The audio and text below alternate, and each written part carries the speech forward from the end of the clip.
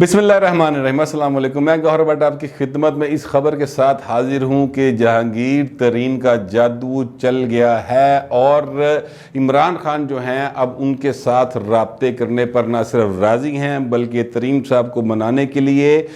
जो कुछ वफाकी वज़रा हैं वो इस काम में सरगर्म भी हो गए हैं और वो तरीन साहब को और उनके इर्द गिर्द के लोगों को ये बनाने की कोशिश कर रहे हैं कि देखें जब खान साहब से मुलाकात हो तो फिर उस वक्त जो है वो असूल की बातें होंगी और फिर ये नहीं हो सकता कि किसी तरीके से तरीन साहब को केस से निकाल दिया जाए। असूल सबके लिए एक जैसा होगा, लेकिन विचो विचो अभी की जा रहे हैं कि यार किसी तरह सुलह हो जाए और वो कोशिश कर रहे हैं। ये एक अहम तरीन डेवलपमेंट है इस केस में। लेकिन बात सवाल वही है कि जब जहांगीर तरीन के त्यारे की ज़रूरत थी उसमें जो लोग तरीन साहब बैठा के बार बार बनी गाला लेके जाते थे तो उस वक्त तो खान साहब को किसी किस्म के दरमियानी विचले विचोले की लोड़ नहीं सी पैंदी। मतलब है कि ये जो है अपना वफाकी वज़रा ये विचोले के रोल अदा कर रहे हैं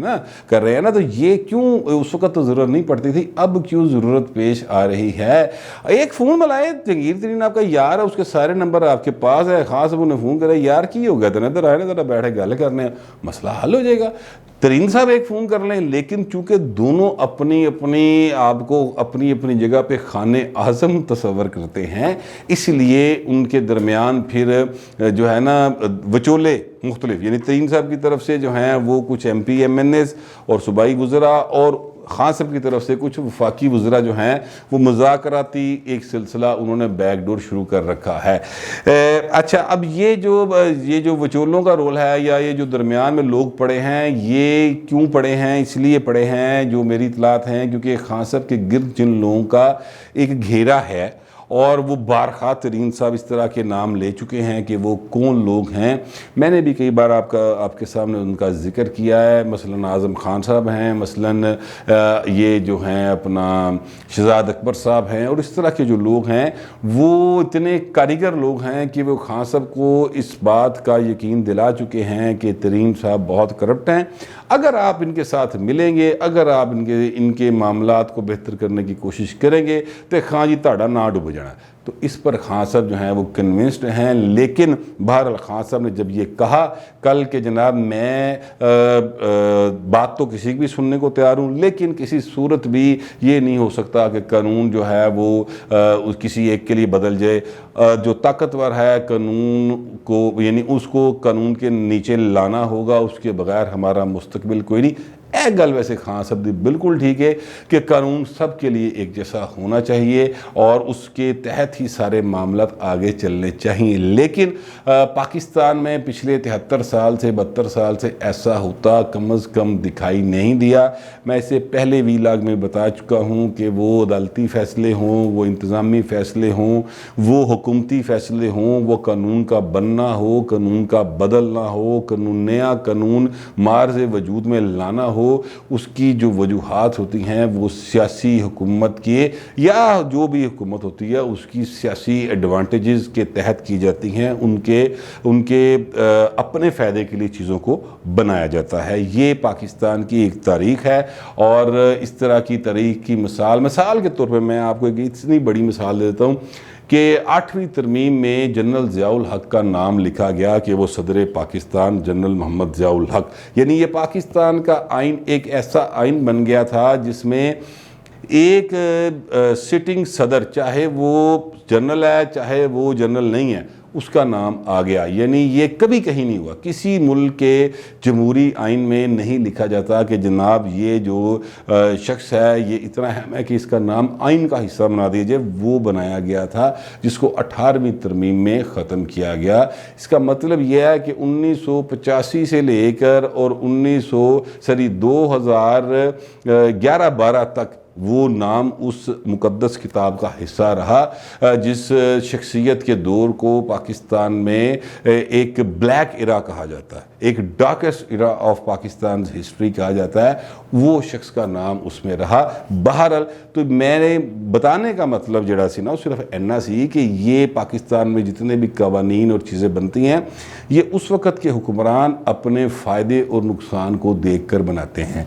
تو یہ صورتحال جو ہے وہ ہے اس وقت جہانگیر ترین کا معاملہ جو ہے وہ کافی سرگرم ہوا ہے، اور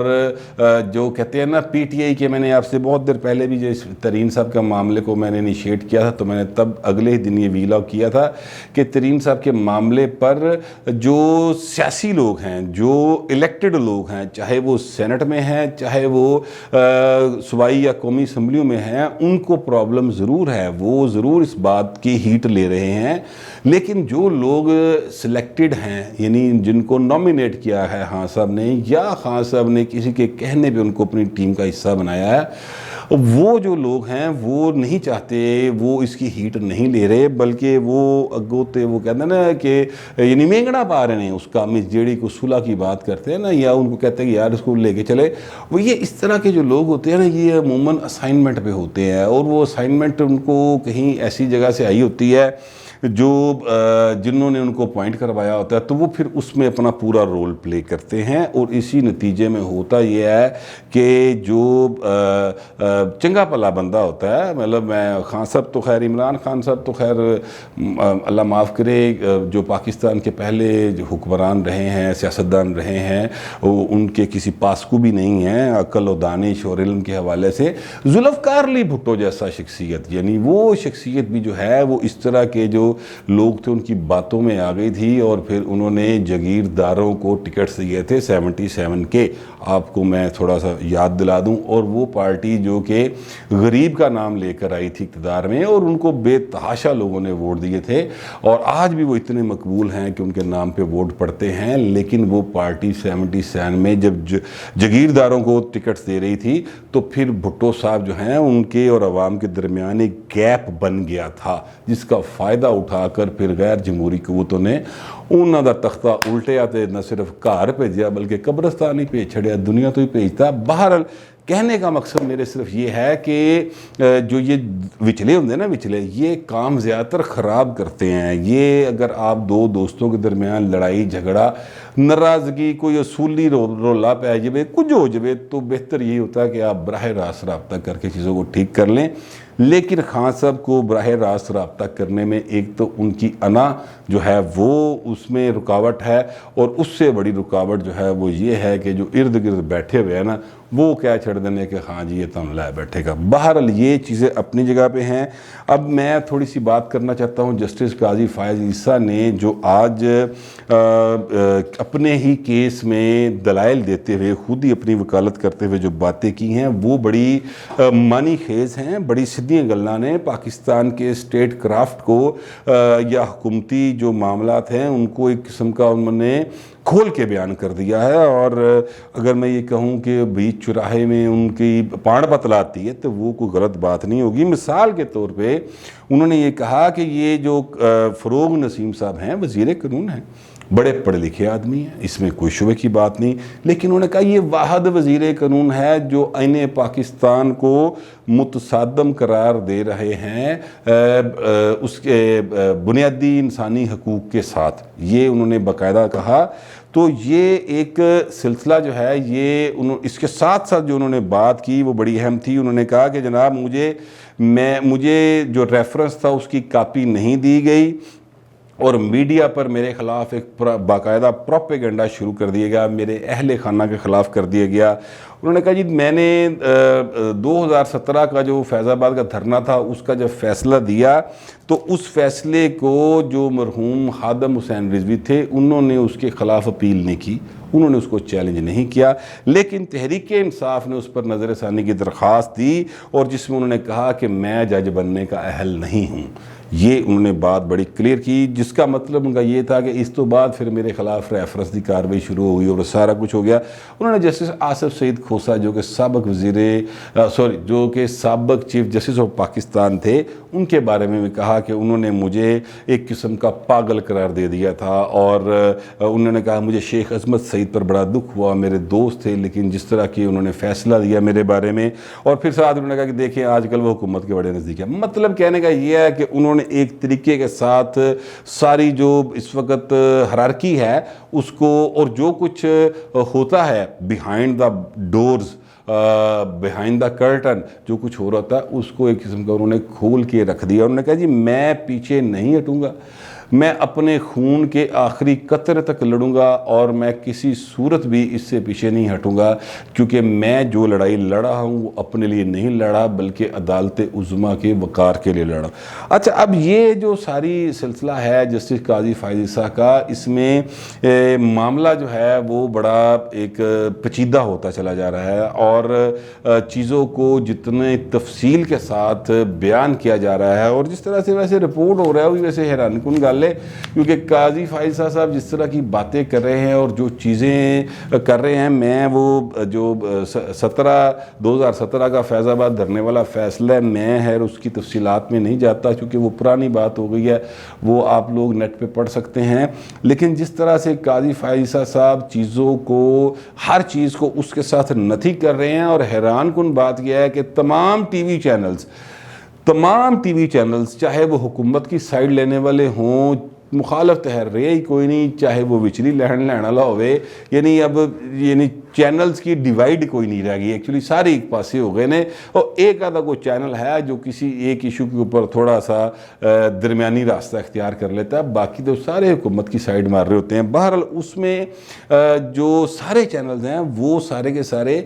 چلا رہے ہیں کہ جناب یہ قاضی فائز صاحب یہ کہہ رہے ہیں, ٹکر چل رہے ہیں, تڑا تڑ بریکنگ. یہ میرے لیے ایکچولی حیرانی کی بات ہے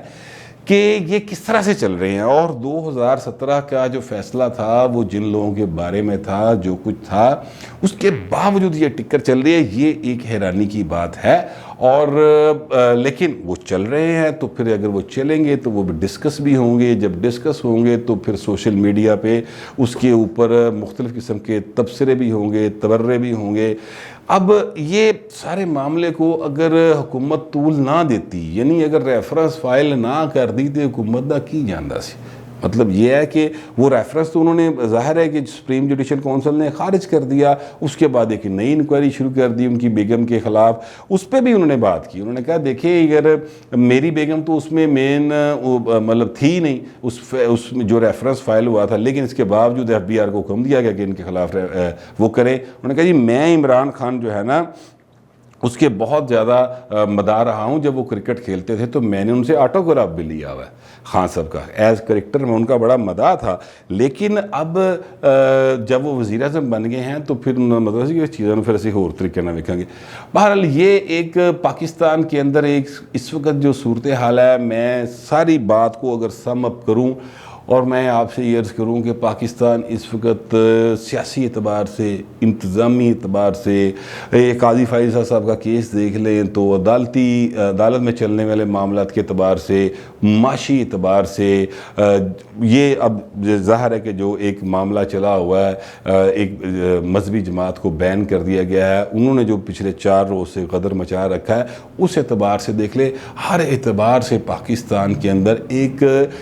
سکون نہیں. اگر میں یہ کیونکہ انتشار ہے تو وہ چلے شاید کچھ آپ سمجھیں گے زیادہ ہو جائے گا, لیکن سکون نہیں ہے. آپ کو شہر میں چلتے ہوئے کسی شخص کے چہرے پر خوشی دکھائی نہیں دیتی. مطلب آپ کو کوئی شخص آپ کو خوش نظر نہیں آتا, اور سب کے چہرے پہ ہے نا ایک پریشانی ہوتی ہے. اب یہ ضروری نہیں ہے کہ لوگ قاضی فائز صاحب تو پریشان ہوں, یا لوگ اس بات سے پریشان ہو جو میں نے پہلے بات کی ہے تریم صاحب کے معاملے پہ اور ان کے معاملے پہ, یا شہباز شریف کی ضمانت ہو گئی ہے اور رہائی نہیں ہو رہی, لوگ اس بات پہ پریشان ہوں. لیکن یہ ساری چیزیں کل ملا کے جو اس وقت ایک ماحول بناتی ہیں, جس ماحول کو پیدا کرتی ہیں, وہ پاکستان کے شہریوں پر اثر انداز ہوتا ہے. یہ ایک لازمی امر ہے, اس نے اثر انداز ہونا ہے, اور اسی کے نتیجے میں پاکستان کی سوسائٹی کا ایک کولیکٹیو رویہ سامنے آتا ہے. اور اس کولیکٹیو رویے کو اگر ہم غور کریں تو وہ کولیکٹیو رویہ اطمینان بخش بار نہیں. مطلب یہ میں بات بالکل کلیئر کٹ کہہ سکتا ہوں. اس کی ذمہ داری جو ہے وہ حکومتی یعنی جو اس وقت حکومت ہے اس پر بھی عائد ہوتی ہے, اور جو ریاست ہے ریاستی ادارے ہیں ان کے اوپر بھی اس بات کی ذمہ داری عائد ہوتی ہے، کیونکہ پاکستان کے شہریوں کی جان مال عزت کی حفاظت کی ضمانت بھی دی گئی ہے، ان کی صحت کی ضمانت بھی دی گئی ہے، ان کی تعلیم کی ضمانت بھی دی گئی ہے، اور روزگار کے بہتر مواقع پیدا کرنے کی بھی یقین دہانی کرائی گئی ہے۔ تو یہ معاشرے کو جب آپ نے لے کے چلنا ہے تو پھر یار کو تھوڑا جا خیال کر لو۔ لیکن بہرحال چونکہ یہاں پر ایک سلسلہ جو ہے وہ ایسا بن چکا ہے کہ جس میں ہم کیا کہنا چاہیے کہ نہ ہم پوری طرح سے آزاد ہیں، ٹھیک ہے، نہ ہم پوری طرح سے قید ہیں، یعنی جمہوریت بھی چل رہی ہے اور جو حالات ہیں وہ آپ کو مجبور بھی کر رہے ہیں چیزوں کے اوپر عمل کرنے میں جو آپ نہیں کرنا چاہتے۔ وہ کیا جگر مراد آبادی صاحب کا ایک شعر تھا کہ اس نے اپنا بنا کے چھوڑ دیا، کیا اسیری ہے کیا رہائی ہے۔ کچھ انج دی صورتحال جڑی ہے نا وہ پاکستان دے ہر اس بندے نال بڑی ہے جیڑا کوئی سوچ سمجھ سکتا ہے یا وہ سوچ رہا ہے، اور جو نہیں سوچ سمجھ سکتے، جو صرف اور صرف اپنی بریڈ اینڈ بٹر کے چکر میں پھنسے ہوئے ہیں، میری مراد غریب آدمی، مزدور آدمی، ورکنگ کلاس کا بندہ ہے، اس پر بھی یہ سارے جو ماحول ہے نا جو میں نے آپ کو سامنے بیان کیا ہے اس کے اثرات آتے ہیں، کیونکہ انسان ہوتے ہیں یار، ڈنگر نہیں ہوتے، وہ دیواریں نہیں ہوتی، وہ پتھر نہیں ہوتے، وہ اپنے ارد گرد کے ماحول کا اثر لیتے ہیں۔ اللہ کرے کہ پاکستان جو ہے اس پر ایسی حکومت آ جائے جو کہ حالات کو بہتری کی طرف لے کے جائے۔ موجودہ حکمرانوں سے مایوسی ضرور ہے، لیکن نا امیدی جو ہے وہ بہرحال گناہ ہے، نا امید نہیں ہونا چاہیے۔ مگر ہو سکتا ہے یار خان صاحب کو بھی اللہ عقل دے دے اور ہو سکتا ہے وہ چیزیں بہتر کر لیں، لیکن فی الحال جو حالات ہیں اس میں کوئی چنگی گل نہیں میرے کو تم سنان لئی، سوائے ایف دے کہ شہباز شریف دی ضمانت ہو گئی جی، وہ ہن کل رہا ہوندے نے یا پرسوں ہوندے نے، اس تو بعد یہ اگلا وہ سین چلنا ہے۔ تب تک آپ بھی انتظار کریں، میں بھی انتظار کرتا ہوں۔ فی الوقت اتنا ہی، ملتے ہیں اگلے ویلاگ۔